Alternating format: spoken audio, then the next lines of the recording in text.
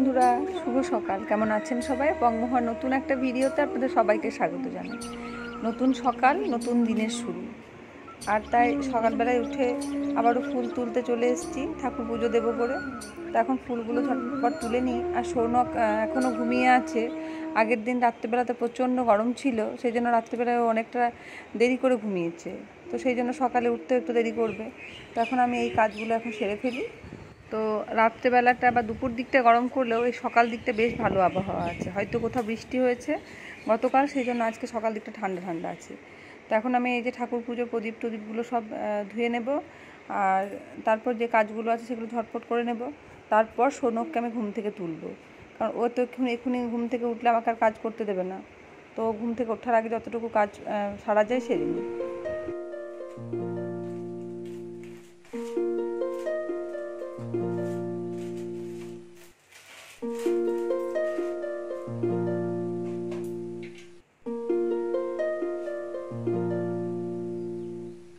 তো এখন এমনি একটা ধূপ ঠাকুরকে দিয়ে প্রণাম করে নেব। তারপর স্নান করার পর ফুল টুল দিয়ে প্রত্যেক দিন যেমন ঠাকুরকে পুজো দিই সেরকম পুজো দেব।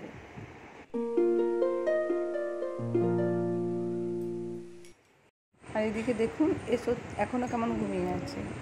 তো ঘুমাতে ঘুমাতে আমি একটু ঝটপট বাকি কাজগুলো সেরে নিই। আর ওদিকে ওর বাবা এখন ব্যায়াম করছে, তো সেই জন্য এখন চা বানাতে হবে না, বা সকালে ছাতুর শরবত যেটাই খাক না কেন তাড়াতাড়ি করতে হবে না। তো আমি মুগের ডাল রান্না করব আজকে। আর আজকে বৃহস্পতিবার, সব কিছু নিরামিষ হবে। তো সেই জন্য মুগের ডালটাকে এখন আমি একটু শুকনো খোলায় নেড়ে সিদ্ধ হতে বসিয়ে দিই। আর ততক্ষণে অন্যান্য সবজিগুলো বের করে রাখি। তো আজকে এই মুগের ডাল হবে, কচু পুঁই শাকের একটা সবজি হবে, আলু পোস্ত বানাবো, আর একটুখানি উচ্ছে ভাজা। তাছাড়া তো আমার বানানো ঘিটা আছে, আর মায়ের আচারটাও আছে। তো যাই হোক, এখন ঝটপট রান্নাটা সেরে ফেলি।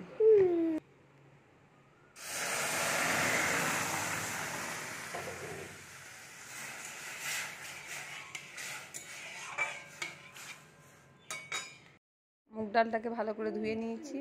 এরপর নুন আর হলুদ দিয়ে এখন কুকারে সেদ্ধ করে নেব। আর সিদ্ধ করার সময় এই কুকারে একটুখানি তেল দিয়ে দেবো। আর কুকারের যে জায়গাগুলো আমি দেখাচ্ছি সেইগুলোতে কুকার কেনার সময় ওই ভদ্রলোক আমাকে বলেছিলেন যে এই জায়গাগুলোয় তেল দিলে ডালটা সিদ্ধ হওয়ার সময় ছিটকে যাবে না, আর কুকারটা ব্লাস্ট হওয়ার সম্ভাবনা কম থাকবে।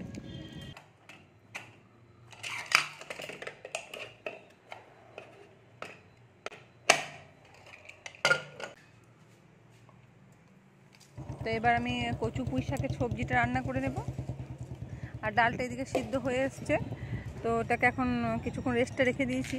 আর ততক্ষণে পোস্তটাও বানিয়ে নেব।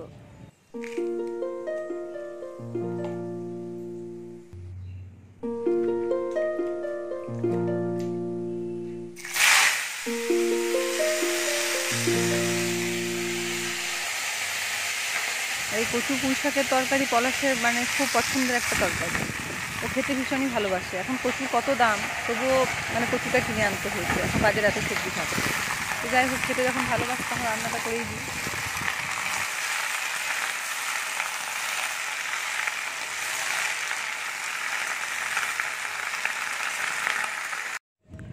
পোস্তর আলু কেটে রেখেছি, পোস্তটা বেটে রেখেছি, ডালটা সিদ্ধ হয়ে গেছে নামিয়ে রেখেছি। এরপর আলু পোস্তটা বানিয়ে নেব। আমরা নিরামিষ খেলেও সৌনক তো মাছ ছাড়া ভাত খেতে পারবে না, আর ও ছোটো, তো ওর জন্য সব শেষে একটুখানি মাছ রান্না করে নেব। বন্ধুরা, আজকে সব রান্না হয়ে গেছে, আর একটুখানি সময় হাতে পেয়েছি, তাই ভাবলাম একটু চিড়ের পোলাও বানিয়ে নিই। চিড়েগুলো আছে বাড়িতে, আর প্রত্যেক দিন তো দুধ চিড়ে কলা খাই, তো আজকে একটু চিড়ের পোলাও বানাই, তাতে পলাশও টিফিন করে যেতে পারবে আর সৌনকেরও একটু খাওয়া হবে।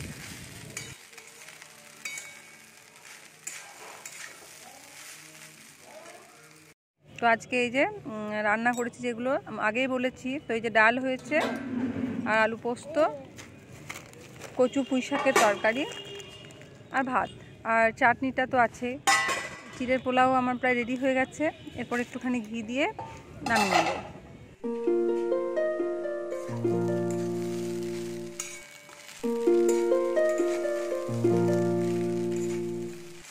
চিড়ের পোলাও যে শুধু খেতে ভালো লাগে তাই না, এটা খুব হেলদিও বটে।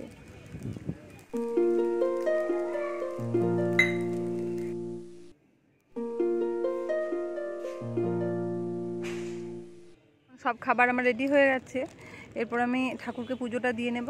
তারপর সৌনককে খাইয়ে নেব, পলাশকে খেতে দেবো, সবশেষে আমিও খেয়ে নেব। আর পলাশ যখন বাজারে গেছিলো এই কলাটা নিয়ে এসছে আর একটুখানি মুসুম্বি নিয়ে এসছে। তো দুটো মুসুম্বি বের করে রাখলাম, বাকিগুলো এখন ফ্রিজে তুলে রাখি। সব একসাথে বের করে রাখলে নষ্ট হয়ে যাবে। আর এই যে কাঁঠালটা দেখছেন সেটা পেকেছে নাকি দেখছি, তো এখনও ভালো গন্ধ ওঠেনি, মানে পাকেনি। তো বন্ধুরা, সৌনক এখন চিড়ের পোলাওটা খেতে চাইলো না, ও ভাত খেতেই চাইলো। আসলে এই সময়টা ওর ভাত খাওয়ার অভ্যেস, তো যখন ভাত খেতে চাইছিল তো ওর জন্য চিড়ের পোলাওটা রেখে দিই, বিকেলে বেলাতে একটুখানি গরম করে ওকে খাইয়ে দেবো। আর এখন পলাশকেও খেতে দিয়ে দিয়েছি। আর আমি আপনাকে দেখাচ্ছি কতটা ঝুরঝুরে সুন্দর হয়েছে চিড়ের পোলাওটা, গন্ধটাও বেশ ভালো বেরিয়েছে। আমি আমার বানানো ঘি দিয়ে আর চিড়ের পোলাওটা বানিয়েছি। সৌনক এখন স্নান করবে, ওর বাবা আজকে একটু দেরিতে ডিউটি যাবে, তাই ওকে স্নান করিয়ে দিচ্ছে। তো দেখুন কেমন দরজা বন্ধ করে একা একাই স্নান করছে। মাথায় জলটা ঢাল দেখি, কেন দরজা রাখছো? আমাকে যেতে দাও না, আমাকে যেতে দাও না মামা, তুই স্নান করে আমি দেখবো তো। না আবার লাগিয়ে দাও বাবা, ছিটকিন লাগাচ্ছে আবার। ঠিক আছে ঠিক আছে, বাংলা ছিটকিন লাগাতে পারলে মাথায় ঢাল দেখি, মাথায় ঢাল দেখি কেমন ঢালতে পারিস। মাথায় ঢাল ঢাল ঢাল। সব দিনে আমি স্নান করাই, আজ পলাশ বলছে আমি স্নান করাবো। তো সৌনকের বয়স যখন আরও একটু কম ছিল তখন কিন্তু পলাশই স্নান করাতো। আমি যখন ছোটো ছিল আমি খুব একটা স্নান করাতে পারতাম না, মনে হতো এই কানে টানে জল ঢুকে যায় যদি। তো স্নান করা হয়েছে এখন। এখন দেখুন ফ্রিজ থেকে গ্লুকন-ডি বের করছে, যে ওটাও বানাবে দিয়ে খাবে। হ্যাঁ বের করে টেবিলে রেখে এসো, টেবিলে রেখে এসো, যাও। এটা ধরো, চলো এটা খাবে আজকে। চলো চলো চলো চলো।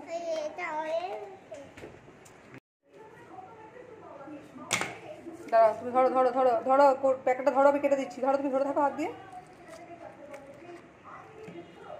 হয়েছে?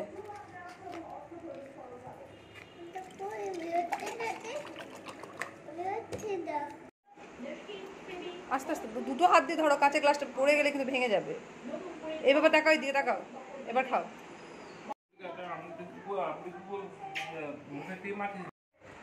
কি করছে বাবা?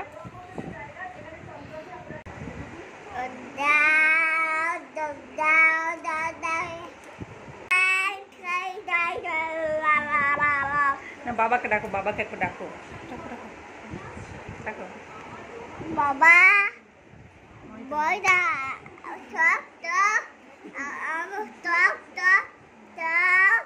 তো এখন বিকেল হয়ে গেছে বন্ধুরা, আর মানে সারাদিন যা গরমটা ছিল যে বলার কোনো ভাষা নেই। তো এখন ঝড় উঠেছে, প্রচণ্ড মেঘ উঠেছে আকাশে, এই যে দেখাচ্ছি দেখুন। আর ঠান্ডা একটা বাতাস বইছে, ভীষণ ভালো লাগছে। ঘেমে যাওয়া গায়ে যখন ঠান্ডা বাতাস লাগে কী যে বলবো। কোথাও কোথাও বৃষ্টি হয়েছে, হয়তো শিলাবৃষ্টিও হতে পারে, এদিকটাই হয়নি। প্রচণ্ড কালো অন্ধকার করে মেঘ এসছে, জানি না বৃষ্টি হবে নাকি। বৃষ্টিটা হলে হয়তো ভালোই হবে, তবে শিলাবৃষ্টি হলে সত্যি সত্যি ক্ষতি হবে। যাদের চাষবাস আছে, আমার বাপির হবে বা আমাদের গ্রাম সাইডে সবার হবে। তো যাই হোক, এই ঝড় বৃষ্টির মধ্যে মানে ঝড়ের মধ্যে আর বাইরে থাকাটা ঠিক নয়, ঘরের ভেতরে যায়। আর যেদিন থেকে মানে বেশি গরম পড়েছে সেদিন থেকে মানে চুলটা খুলে রাখাটা মানে ভুলেই গেছি। সারাক্ষণ চুলটা বেঁধে রাখি আর চুলটা শুকাই না যতক্ষণ না রাত্রেবেলায় ভালো করে একটু ঘুমাই। তো এখন এই যে ঠান্ডা বাতাস দিয়ে চুলটা একটু খুললাম, ভীষণ আরাম লাগছে। তো বন্ধুরা, বৃষ্টির আশায় চাতক পাখির মতো তাকিয়ে থাকলাম আকাশের দিকে, কিন্তু বৃষ্টি এক ফোঁটাও হলো না এইদিকে। যাই হোক, ঠান্ডা বাতাস দিচ্ছে। সারাদিন যে গুমোট গরমটা ছিল, ভ্যাপসা গরমটা, সেটা এখন আর নেই।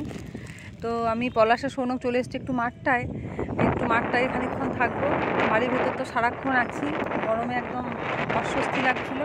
সেই জন্য সৌনকেরও একটু ঘোরা হবে আর আমরা তিনজনে মিলে একটু সময় কাটাবো।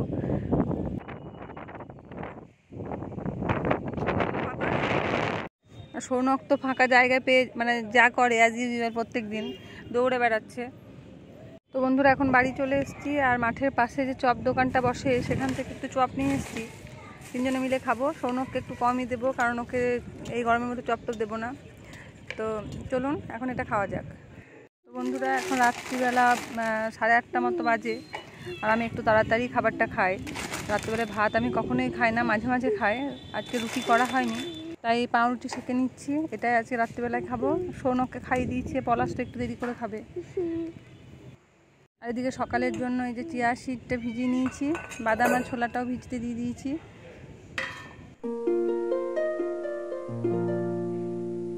তো আমার রুটিগুলো সেঁকা হয়ে গেছে, একটুখানি বাটার দিয়ে ভেজে নিয়েছি। আর এই যে জ্যামটা দেখছেন, এটা দিয়ে একটুখানি খাবো। আমি এই জ্যামটা দিয়ে খেতে খুব একটা ভালোবাসি না, সৌনকের জন্যই নিয়ে আসা, কিন্তু ও তো একদম খেতে চায় না এটা, তো আজকে আমিই খাই একটুখানি।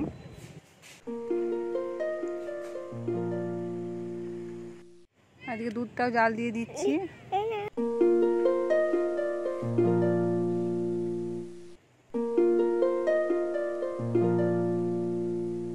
এরপর একটুখানি দুধ নিয়ে নেবো, তাহলে আমার আজকের মতো ডিনারটা কমপ্লিট হয়ে যাবে।